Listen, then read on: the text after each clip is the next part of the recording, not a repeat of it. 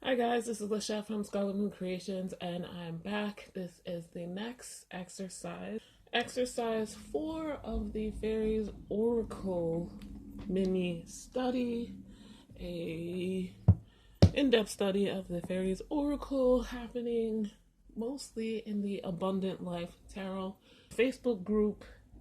Link in the description down below.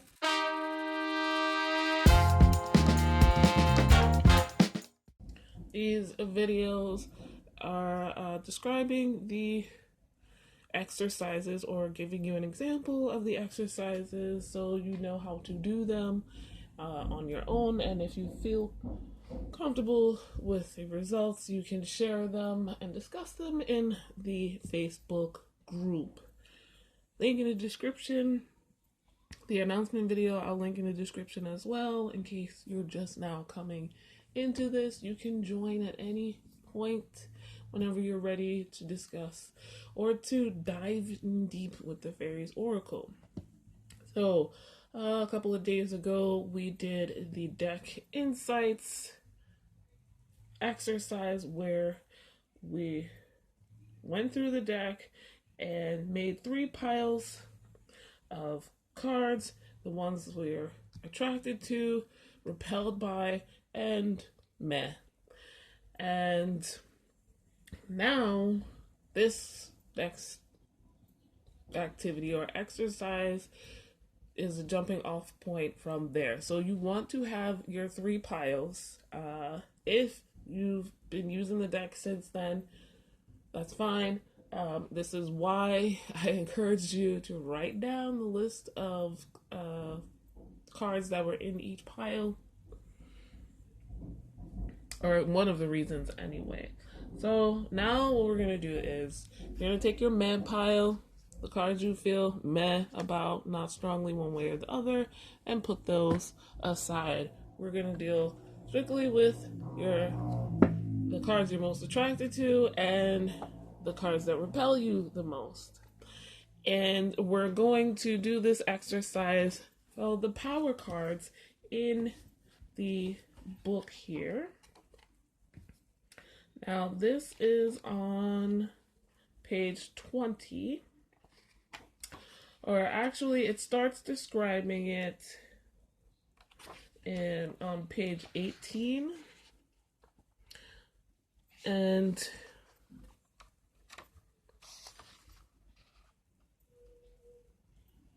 what you want to do is go through the piles. I'm assuming that the card that is most appealing to you would be in the attract pile. So you look through this pile and see which card appeals to you the most. Right? And what is it? It doesn't matter why you choose a card, but the choice could be because of the artwork, the image, their facial expression, your associations, whatever. Just pick whichever card appeals to you the most and go with that. I'm gonna pick this guy. You can put the rest of your appealing cards aside. You're going to do the same with the repel card. Go through and pick the card that is the least appealing. And this guy. Put the rest of the deck aside for now. Now, in the book, there are 6 or 7 questions for each card. You'll do various. First, the card that appeals to you the most. I picked Solace. What is the emotional atmosphere of the card? Does it seem peaceful, happy, sad? What else? If you don't know, answer, guess, write it down. And question 2, what might the physical manifestation of this card symbol be in someone's life? More time for special activities, chaos. What aspect of life does this card symbolize to you. Write down whatever comes to mind. And if you think you don't know, try to think of like just one word, a keyword. Question 3, what do you see in the card's symbols that might represent the card's mental characteristics? Is it complex or simple, multi or one-dimensional, clear or confusing?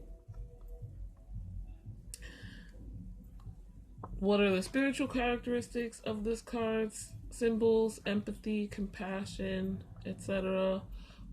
Question 5, what do you find most appealing about this card? And 6, is there anything you find uncomfortable or unappealing about this card? Question 7, have you any other ideas about or impressions of this card? I will put the questions in the description, and again, all of this will be in a written post in the Facebook group if you prefer to read instead of listen to me and watch this video. So just off the cuff, what I find most appealing about this card is the warm color palette. Just, it does it for me. I'm a warm color tone person, and the richness of the colors as well, just always so attractive. Okay. If you can't answer any of the questions, the book says take a break, put it aside, come back to it later. There's not a time limit on these activities or exercises. Now, once you finish with the first card, we look at the most uncomfortable card. Go through the same questions, except question 5 and 6 are different. This is the card I chose. Question 5, what do you find most uncomfortable about this card? 6, is there anything you find appealing or attractive about this card? So that means the other 5 questions are the exact same for this card. Again, if you can't think of a whole detailed response, you can take some time, ground yourself, think of a key word, what pops into your head first with regards to this card and that question, and just write that down. If you need time, take the time you need and come back to it later. So it says the card that appeals to you the most tells you what you are trying to create in your life. This may be something you're consciously aware of or something you're not consciously aware of. The card that makes you feel the most uncomfortable, it's the least appealing, tells you something about what you are having the most trouble dealing with in your life and inner conflict. So with that in mind, you might want to make notes about what these cards represent to you, and then from the questions you answer, and then look at the guidebook and see what that says with regards to what you're trying to create in your life and what you have the most trouble dealing with in your life.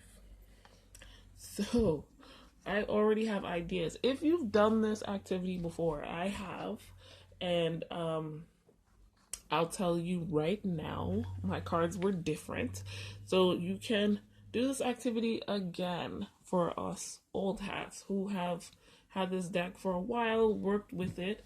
It's nice to come back and try it again and see like how you've changed. Maybe look back at the cards that you had before and how have you worked through those things? Have you created that in your life, and have you dealt with that inner conflict, that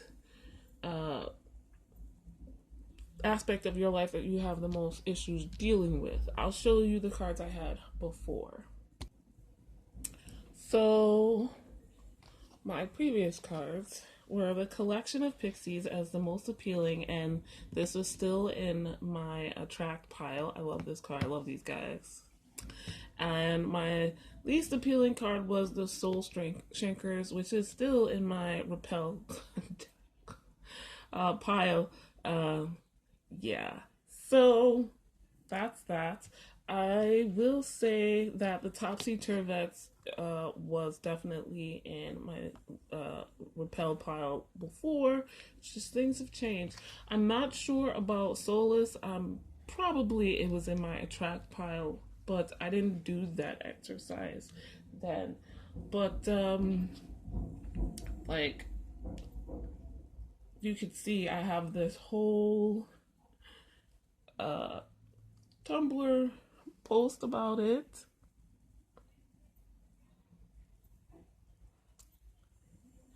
About the runners up for appealing. It's funny what's changed.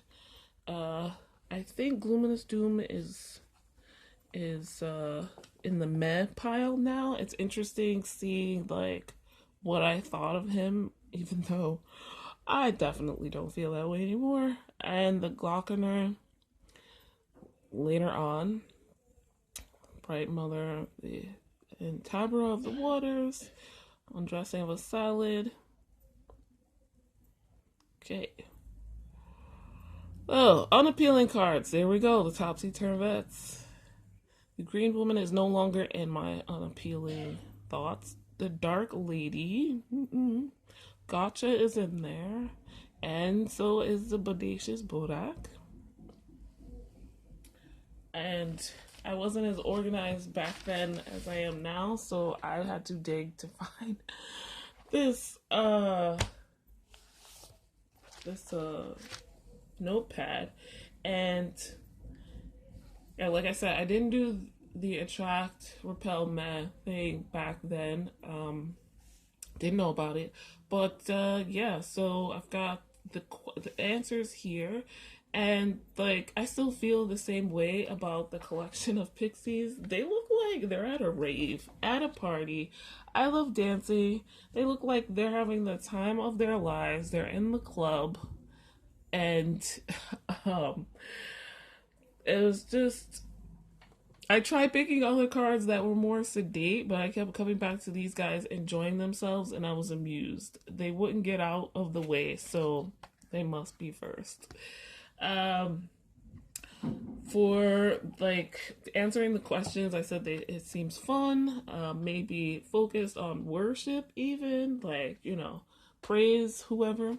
I feel more of a gathering of pure enjoyment, different levels for some pixies. Some are a little more sedate, and that's fine. Like I said, I first thought of partying, lights in the darkness, friendship, get-togethers, and being in the company of others, whether worship, whether at a concert or church, dancing, leadership, letting go, ecstasy in a way.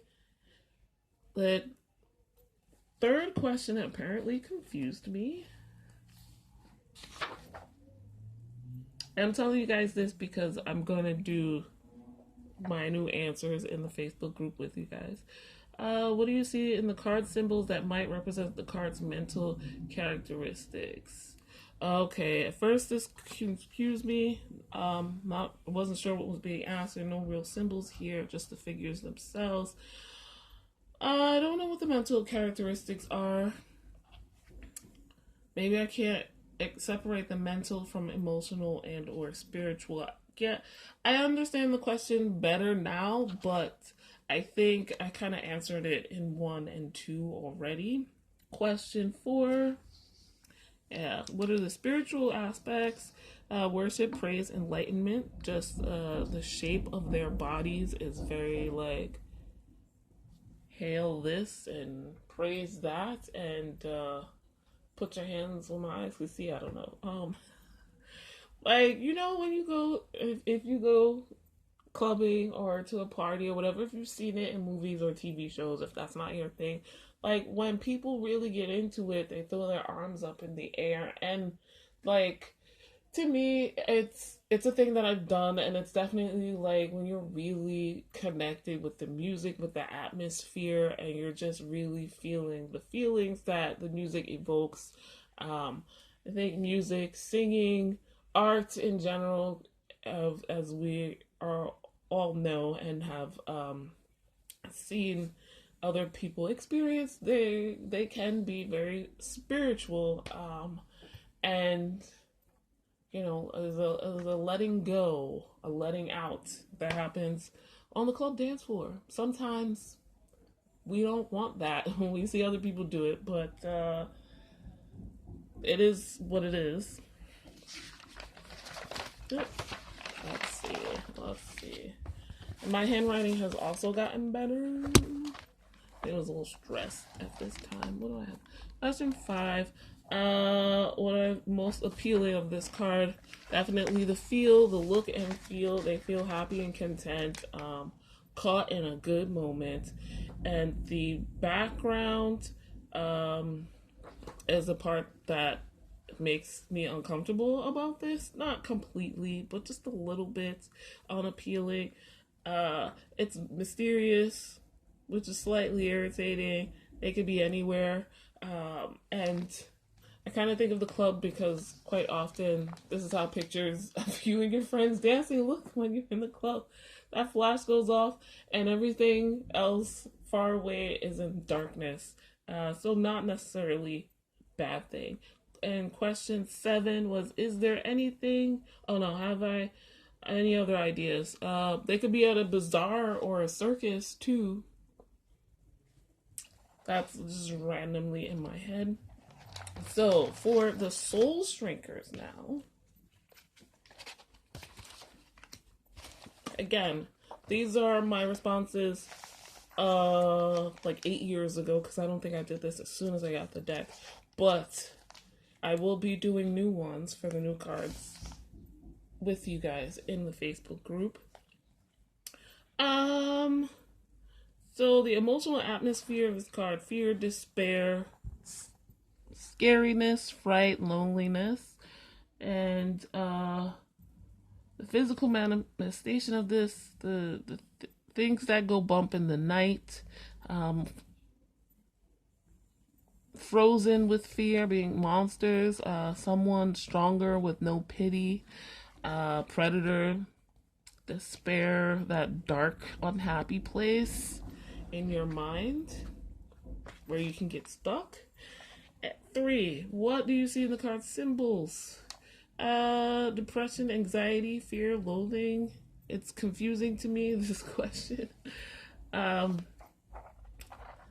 So I can tell you, I know definitely back then I was in a different mental state. I definitely was in the midst of a pretty deep depression at the time, and this card is a great representation of that from the coloring and everything. I didn't realize it then. Like everything about life felt desaturated and kind of just malaise and despair. So, but that's what I get looking back.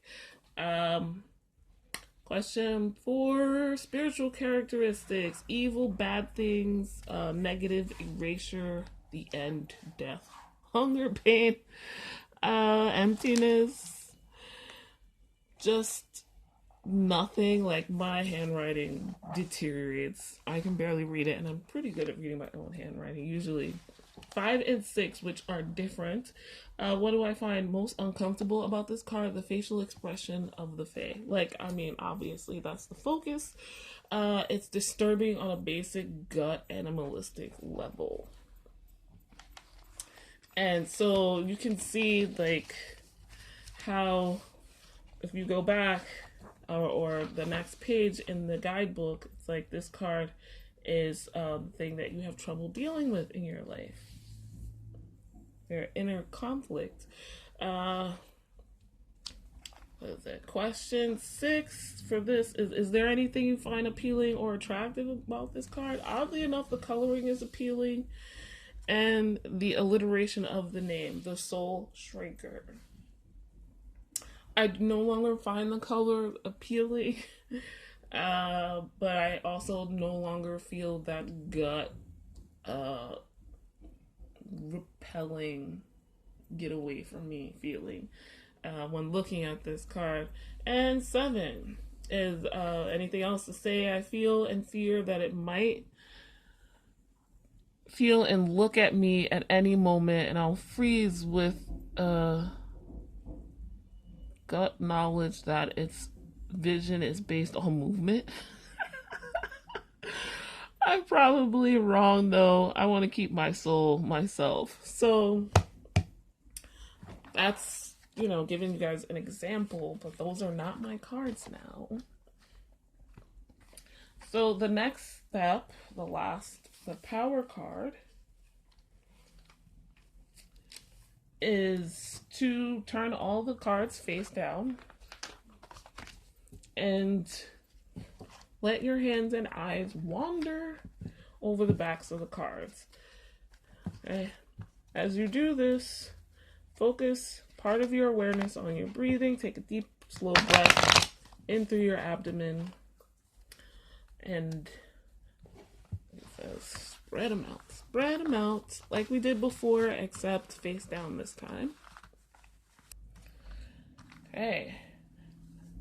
And you let your hands wander. The backs are all the same. And yes, I do not like the backs of these cards. But it is what it is. You start noticing the subtle differences. Oops. So, you pick a card, whatever's drawing you in.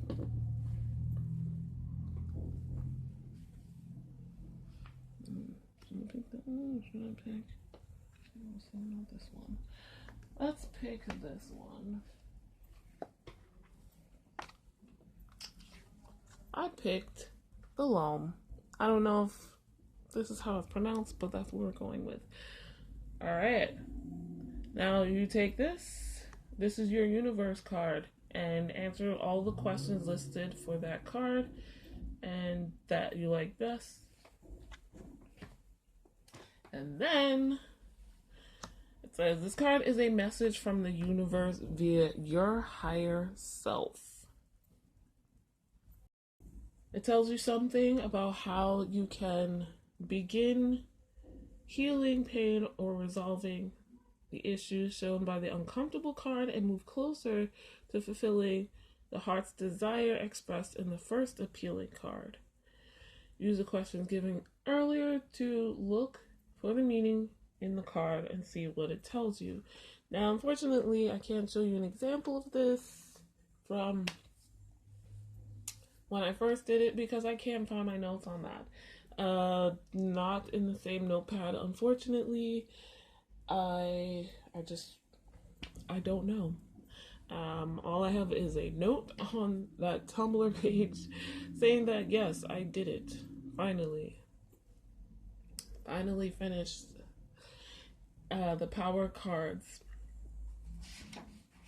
But it will be the very same questions. So this tells you something about how you can begin healing the pain or resolving the issues shown by the uncomfortable card and move closer to fulfilling the heart's desire expressed in the first appealing card. And you just do this same as you did with those two cards, go through the 7 questions, specifically the 7 questions for the appealing card, that 5 and 6. And I wish I could show you guys as an example what I did years ago, but I can't find any sign of that. It's not in the same notepad and not marked if it exists at all in that blog that I had. So,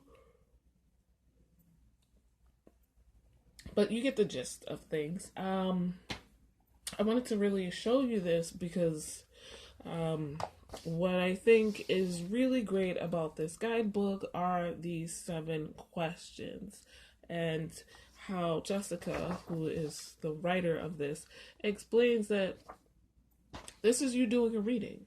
Like, you're reading the cards completely intuitively without even looking at what the guidebook says for each of them. So these are questions you should ask yourself as we go throughout the month for each card. What's the emotional atmosphere of the card? What's the physical manifestation of the symbols of the card? What's the card, what in the card might represent mental or characteristics? What about spiritual characteristics in the card? And then what do you find appealing? What do you find unappealing? Anything else? Like, that's what it basically comes down to, and those are the questions we are going to ask ourselves daily, twice a day, for each card going forward. So, guys, thank you so much for watching, and I hope you've enjoyed these activities or exercises so far. I hope they made sense. Let me know in the comments down below if you have any questions. But definitely do go to the Facebook group where we'll be doing most of the work and the studying group-wise discussions. And leave your responses there. It's free to join, no obligation. From here on out, there will be more exercise videos, but not until next week.